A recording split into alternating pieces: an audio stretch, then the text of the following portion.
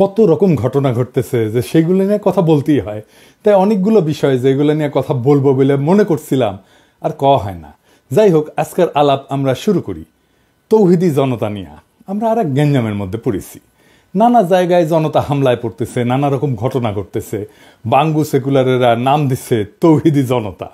এর মধ্যে কয়টা ঘটনা ঘটছে যে ঘটনাগুলো একটার সাথে আবার আর একটা সম্পর্কযুক্ত, একই রকম ঘটনা। এ ওরে দোষ দেয়, সে তারে দোষ দেয়। আসেন প্রথম থেকে ঘটনাগুলো দেখি। প্রথমে এই 34 সেকেন্ডের ভিডিওটা দেখেন।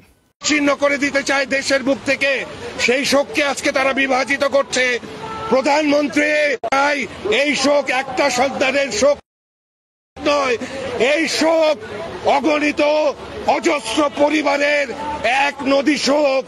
এই শোকের রক্তে আমরা অবগাহন করেছি, বিজয় আমাদের হবেই, লড়াই চলবে। এই লড়াইয়ে বাংলাদেশের বিজয় অনিবার্য। এটা 3রা আগস্ট 2024-এর ভিডিও। দেখলেন তো, যিনি বক্তৃতা দিচ্ছেন, ভালো বক্তৃতা দিচ্ছেন কলে, উনি আমার বন্ধু। আমরা একসাথে রাজনীতি করেছি রাজশাহীতে। পিছনে লাল পোস্টার হাতে যে মেয়েটা না, সেটা আমার ওই বন্ধুরই মেয়ে। এই লাল পোস্টারটা হাতে নিয়ে দাঁড়ানোর আগে আমাকে সেটা পাঠিয়েছিল ওই মেয়েটা। আমি ওটা ফেসবুকে শেয়ারও করেছিলাম। সেই মেয়েটা হইতেছে মোহাম্মদপুরের সেই সিগারেট কাণ্ডের একজন ভিকটিম মেয়ে। ঘটনা কি ঘটেছে আপনারা জানেন। এর দুটো মেয়ে বিড়ি খেতেছিল। তো অনেকে বলছে এটা রোজার দিনে। জি না, এটা রোজার দিনে না, এটা 1 মার্চের ঘটনা। এইখানে দুইজন ওই লালমাটিয়া মাঠের কাছে একটা টঙের দোকানে চা আর সিগারেট খেতেছিল। ওই সময় রাস্তার উল্টা পাশ দিয়ে একজন বুড়া বয়স্ক লোক রিঙ্কু, যেটা চায়ের দোকানের দোকানদারকে চিল্লাই চিল্লাই বলে, এরা এখানে বসা কেন, এই চেয়ারগুলো সরা, এবং আজে বাজে কথা বলা শুরু করে। প্রথম দিকে এড়ায় যায় মেয়েগুলা। এইসব বলতে বলতেই এই মেয়েগুলোকে একা পেয়ে ওই লোক সরাও হয়, আর এক পাশ থেকে তেরে আসে। তো মেয়েগুলোকে বলে এখান থেকে উঠে যাও। তো বলে আমরা কেন উঠে যাব? তখন এই রিঙ্কু এই একটা মেয়েকে বেশ্যা বলে ডাক দেয়, বলে তুই তো বেশ্যা, তুই বেশ্যাগিরি করতে আসছস। এইভাবে গালিগালাজ করতে থাকে। বলছে তোরা গাঁজা খাস, এখানে গাঁজা খাচ্ছিস। আর অন্যদেরকে উস্কানোর জন্য বলে এদের সিগারেট খেতে মানা করছি, তারপরে গাঞ্জা খাওয়া ধরিছে। তো এই সমস্ত বেশ্যা টেশ্যা শুনে ওই একটা মেয়ে তার হাতে থাকা চায়ের কাপ থেকে অল্প চা ছিল, সেটা ওই লোকের দিকে ছুঁড়ে মারছে। আর সাথে সাথে ওই মেয়েটার চুল ধইরা মাথায় বাড়ি দেওয়া শুরু করছে। ওই মেয়েটারা মারা শুরু করছে, চশমা টশমা ফেলে দিছে এবং কেটে কুটে গেছে। যাই হোক, এইটা নিয়ে আর বিস্তারিত না যাই, খুব বাজেভাবে এই মেয়ে দুটো এটা মারছে। দেখেন, আপনি ভিডিওটা দেখেন।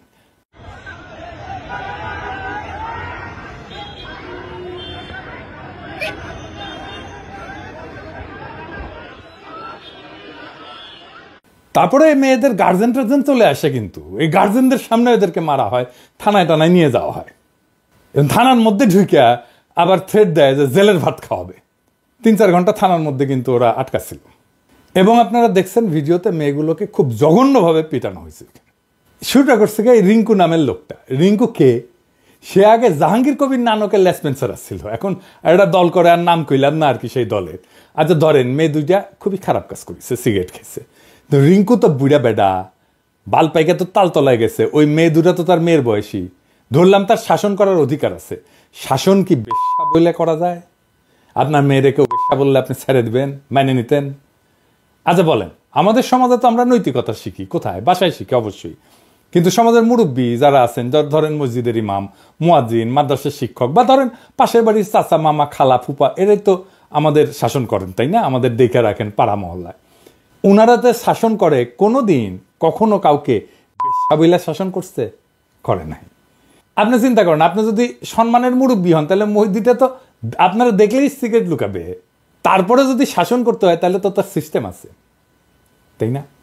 পবিত্র কোরআনে বলছে যে আপনার প্রতিপালকের পথে আহ্বান করেন প্রজ্ঞা এবং সদুপদেশ দিয়ে, এবং তাদের সাথে উত্তম পন্থায় বিতর্ক করেন।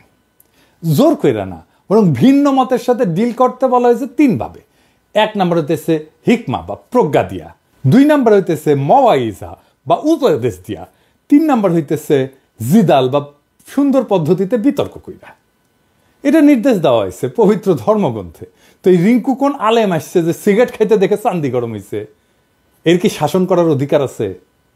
আপনি বেশি সমস্যা বললে পিটাইলে ও সিগারেট খাওয়া বন্ধ করবে? করবে না তো, বেশি বেশি খাবে, জেদ কইরা খাবে। ওই মেয়ে দুটা তো দেশে থাকবে না, বিদেশ চলে যাবে। আর ওই যে রিঙ্কু তৌহিদি জনতার নামে মারিছিল, এরা জীবনে এটা ভুলবে না এই মেয়েগুলা। আমরা মাঝে মাঝে বলি যে মানুষের মধ্যে এই যে ইসলাম বিদ্বেষ কেন, অবাক হই। এমনকি মুসলমান সম্প্রদায়ের মধ্যে কেন এই ইসলাম বিদ্বেষ আছে না? অনেক মুসলমান সম্প্রদায়ের লোক আছে না যারা ইসলাম বিদ্বেষী। এই যে রিঙ্কু এই ঘটনা ঘটাইছে, এটা থেকে খুব বড় সম্ভাবনা আছে যে এদের মধ্যে, এই মেয়ে দুইটার মধ্যে ডিপ ইসলামোফোবিয়া জন্ম নেবে। তো এই রিঙ্কু কি ইসলামের ভালো করলো, সেবা করলো না ক্ষতি করলো? এবার আসেন ঢাকা বিশ্ববিদ্যালয়ের আর এক শাহবাগের অন্যাকাণ্ড নিয়ে কথা বলি। আগে শুনেন ওই যে ছেলেটা যে ওড়না ঠিক করতে বলছে, কি বলে বলছে সেটা ওর মুখ থেকেই শুনেন। মাই লাইফ মাই রুলস, আমার পোশাক যেমন পরবো এটা আমার ইচ্ছা। আমি আমার মানে ওনাটা এখানে ছিলাম, নামাই রাখেন আপু। আমি তো বলি না যে আপনার দুধটা কত বড়, এমনটা তো এমন ভাবে কোনো গালিটা বলি নাই। সে কি বলতেছে তার মুখে শুনলেন তো, দুগ্ধ বিশেষজ্ঞ। তুমি বাবা লাইব্রেরিতে কি করিচ্ছ? মিল্কভিটা কোম্পানির যাওটি কাজ করো, যাও, দুধ বিশেষজ্ঞ। ও নিজে ফেসবুকে কি ফলো করে দেখেন, কারে কারে ফলো করে দেখেছেন? রোজা রমজানের দিন দেখানো একটু মুশকিলই, কিন্তু তাও দেখেন। এডিটর সাহেব দেখাছেন, ওর পছন্দ দেখেছেন? রোজা রমজানের দিন ক্যাঙ্কা করে আর দেখাই কি শেয়ার করেছে দেখেন। হ্যালো গার্লস, তোমরা যদি প্রেম করো পাবজি লাভার দেখে প্রেম করবে, বিকজ তারা একটা গার্লফ্রেন্ডে ঠিক মতো হ্যান্ডেল করতে পারে না, আর 2-3টা no way, so they are 100% safe. PUBG lover is best as a person. একজন নারীর সাথে কেমনে কথা বলতে হয় সেটাই শিখেনি, কেমনে শিখবে? ও তো এগুলা দেখে ভিডিও।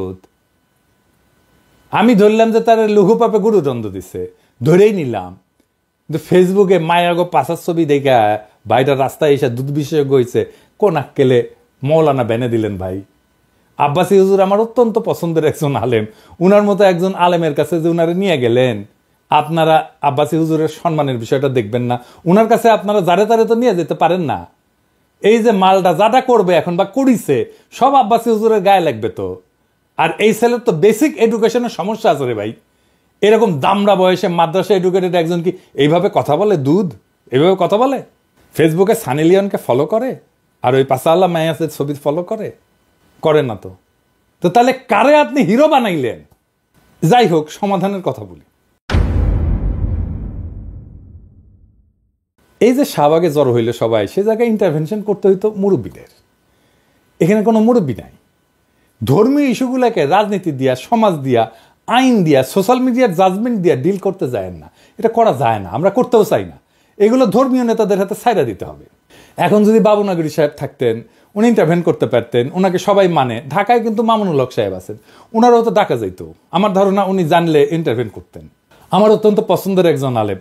আমি ঢাকার সকল আলেমকে অনুরোধ করবো, আপনারা নিজেরা একটু বসেন, নিজেরা আলাপ করেন, তারপরে আমাদেরকে পরামর্শ দেন যে আমাদের কেমনে চলা উচিত। প্রশাসনকে পরামর্শ দেন, জনগণকে বলেন এইসব ইস্যুতে কিভাবে ডিল করা যায়। আবার এরকম ইস্যু ঘটবে, আপনারা ইন্টারভেন করবেন মেহরবানি কইরা, এ আশা থাকলো।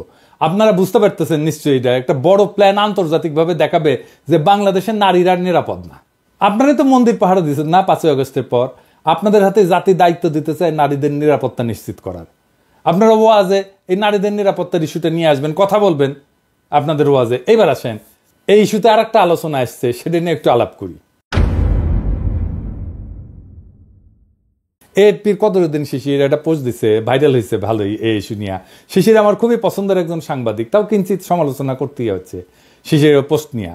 শিশির 21-এর বইমেলা খেতে যে শতাব্দী ভবন দোকানের সামনে যে প্রতিবাদ, ওটারও শিশির মপ কইছে, কিন্তু আমাদের পোলাপানদের মারছে তো ভবতাই না। দেখেন, প্রথম আলো ডেইলি স্টারের সামনে জিয়াফতে ছিল এরকম 2 জন, গতকাল শাহবাগেও ছিল ওই যে এই পোলাডারে সারানোর জন্য আর কি। তো এই যে স্পেসিফিক 2 জনের কথা বলা হইতেছে, ওরা কি জিয়াফতে এসে সহিংসতা করেছে নাকি এমন কিছু করেছে যেটা অগ্রহণযোগ্য?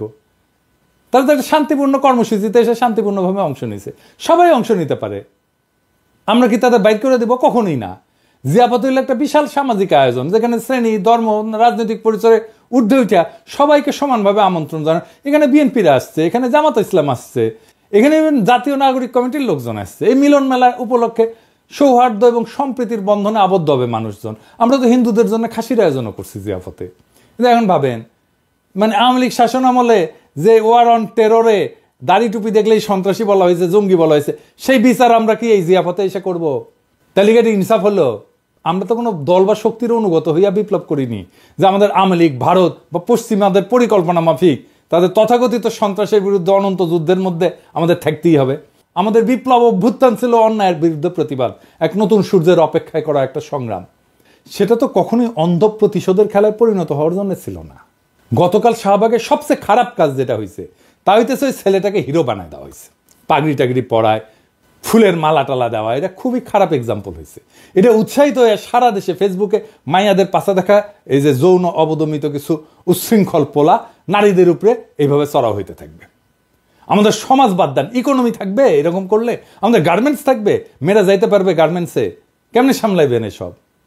গতকাল শাহবাগ থানায় তো ধর্ম উপদেষ্টা যাওয়া উচিত ছিল এইসব ফয়সালার জন্য। সর্বজন সদ্য আলেমদের যায় বলতে হইতো যে হুজুর এসব দেখেন, আপনারা পরামর্শ দেন কি করা লাগবে, আপনারা মুরব্বী দেখেন, 3-4 জন মুরব্বী বিষয়টা সেটেল করে দিতে পারতেন ওইখানেই। আমি ধর্ম উপদেষ্টা হইলে বা স্বরাষ্ট্র উপদেষ্টা হইলে তাই করতাম, ওনারা ফয়সালা করে দিতেন, আমি ওনাদের বসতে দিয়ে পাশে দাঁড়ায় থাকতাম, লিটারারি দাঁড়ায় থাকতাম, আক্ষরিক অর্থে দাঁড়ায় থাকতাম, এইটা বুঝাইতে যে ওনারা আমারও মুরব্বী।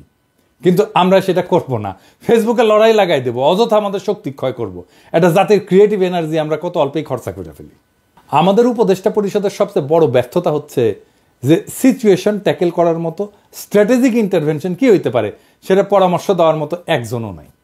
আমি যদি গতকালের টাইম মতো ঘটনা জানতে পারলাম না, তাহলে সংশ্লিষ্টদের এই পরামর্শ দিতাম। ওনারা তো আবার গাড্ডায় না পড়লে পর্যন্ত পরামর্শ চান না।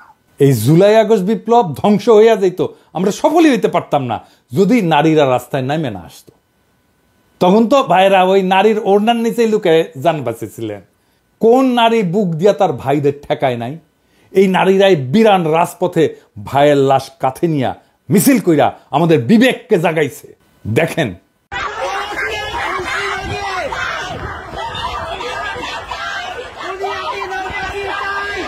আজ সেই নারী রাস্তায় বাইরে হইতে ভয় পায়। আমরা 7 মাসে বদলাই গেছি, আমরা পরাজিত হয়ে গেছি নাকি? নারীরা যেই দেশে অনিরাপদ, নারীরা যেই দেশে রাস্তায় নিগ্রহের আশঙ্কায় পথ চলে, সেই দেশে হাসিনা না থাকলেই কি অর্জিত হয়েছে? ওটা তো আর এক পরাধীন বাংলাদেশ। আপনারা কেমন ভাইরে ভাই, আপনাদের বোনদের মেয়েদের রক্ষা করতে পারতেছেন না? আজ থেকে শপথ নেন, কোনোভাবেই নারীদের অনিরাপদ ভাবতে দেবেন না বাংলাদেশের পথে। বাংলাদেশ ধ্বংস হয়ে যাবে, হাসিনারে চট কইরা ঢুকতে হবে না, এমনি ধ্বংস হয়ে যাবে। এইসব চলতে থাকলে বাংলাদেশ শেষ। আওয়ামী পান্ডা রিঙ্কুরা যারা মসজিদে ঢুকা মুসল্লি পিটাইতো, তারা এখন ইসলামের সেবক সেজা নারীদের হেনস্থা করতেছে। আর সারা দুনিয়া দেখবে আমাদের দেশের লোকেরা ইসলামের নামে নারীদের নিগ্রহ করতেছে। মাত্র কয়েকটা লোকের জন্য বিপ্লব আর স্বাধীন বাংলাদেশের স্বপ্ন আমাদের ধ্বংস হয়ে যাবে। ওইটা হাসিনা চট করে ঢুকে যাওয়ার চাইতেও খারাপ হবে। আর একবার যদি ইন্ডিয়া চান্স পায় না বাংলাদেশে ঢুকা, তাহলে এইবার আর ভুল করবে না, হায়দ্রাবাদ বা কাশ্মীর বানায় দেবে, খায়া ফেলবে একেবারে। এটা মাথায় রেখেন। মাইয়াদের রাস্তায় পোশাক নিয়ে নসিহত দাও দূর কি বাদ, নিজের নামাজের সেজদায় গেলে মোদির ঠোলা পাছায় লাথি দিয়ে উঠাই দেবে। ওই ভবিষ্যৎ যদি না চান তাহলে এক্ষুনি রুইখা দাঁড়ান নারী নিগ্রহের বিরুদ্ধে। নারীরা যদি ঘর থেকে বাইরে হতে ভয় পায়, তাহলে মনে রাখেন বাংলাদেশে ইন্ডিয়ার রাজত্ব শুরু হয়ে গেছে। তাহলে কারা বাংলাদেশে হাসিনার অসমাপ্ত কাজ সমাপ্ত কইরা দিতে চায় তাদের চিনে রাখবেন। এইবার আসেন জুলাইয়ের একটা গল্প বলি। এখনো পর্যন্ত চিটাগাং মেডিকেলে ভর্তি থাকা সর্বশেষ এবং জুলাইয়ের একমাত্র আহত গাজী মেহেদী হাসান। 5 আগস্ট মনসুরাবাদে তিনি পায়ুপথে গুলিবিদ্ধ হন। মেহেদীর বিবরণ অনুযায়ী সেই দিন বৃষ্টির মতো গুলি করতেছিল পুলিশ মনসুরাবাদে। আসরের নামাজ পড়ে মাত্র বিজয় মিছিলে নামা মেহেদীকে পেছন থেকে গুলি করা হয়। সেই যে 5 আগস্ট মাগরিবের ওয়াক্তে তাকে নেওয়া হলো এই হাসপাতালে, আজকে পর্যন্ত ব্যথার যন্ত্রণায় তিনি কাতরাচ্ছেন। যে ভয়াবহ আঘাত মেহেদী পেয়েছে তা থেকে 7 মাসেও মুক্তি পাননি। গত কয়েক মাসের মধ্যে অপারেশন করা হয়েছে 5 বার।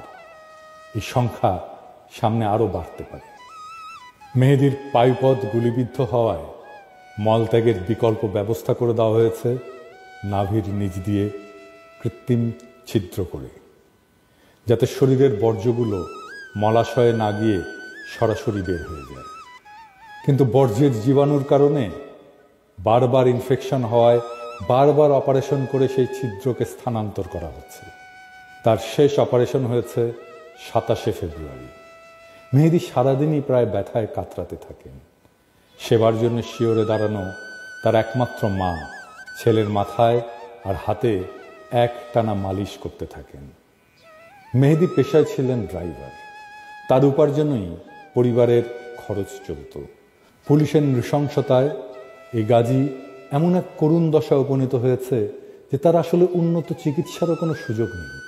মেহেদীর পায়ুপথ এবং তলপেটে থাকা সেলাইগুলো যতদিন ঠিক না হবে, যতদিন স্বাভাবিক জীবনে সে ফিরে না আসবে, ততদিন এভাবেই সে ছটফটিয়ে দিন কাটিয়ে দেবে। আমরা কি মেহেদীদের বীরত্বের ইতিহাস জাতিকে জানাবো, নাকি দুগ্ধ বিশেষজ্ঞদের হিরো বানায় বিপ্লবের সাথে বিশ্বাসঘাতকতা করব? সেই বিচারের ভার আপনাদের উপরেই দিলাম। এই দেশেই 5ই আগস্টের স্বাধীনতা, গণতন্ত্র এবং ন্যায় বিচারের স্বপ্ন প্রতিষ্ঠিত হয়েছিল। আজ সেই স্বপ্ন কিভাবে ধূলিসাৎ হচ্ছে তা আমাদের চারপাশে স্পষ্ট। নারীর নিরাপত্তা নিশ্চিত না হলে, সমাজে সহনশীলতা না থাকলে আমাদের নবলব্ধ স্বাধীনতা শুধুই নামমাত্র স্বাধীনতা হয়ে থাকবে। যদি এই অবস্থা চলতে থাকে তাহলে একদিন বাংলাদেশ সত্যিকার অর্থেই এক নতুন দাসত্বের শৃঙ্খলে আবদ্ধ হবে, যেখানে মানুষ মানুষকে শাসন করবে অত্যাচারের নামে, ধর্মকে ব্যবহার করবে ক্ষমতার হাতিয়ার হিসেবে, আর ন্যায় বিচার থাকবে কেবল কাগজের পাতায়। আজ সময় এসেছে রুখে দাঁড়ানোর। নারীদের নিরাপত্তা নিশ্চিত করা, ন্যায় বিচার প্রতিষ্ঠা করা এবং ধর্মের নামে এই বাড়াবাড়িকে থামানো, এসবের জন্যই সবাইকে এগিয়ে আসতে হবে, নয়তো ইতিহাস আমাদের ক্ষমা করবে না। ইনকিলাব জিন্দাবাদ।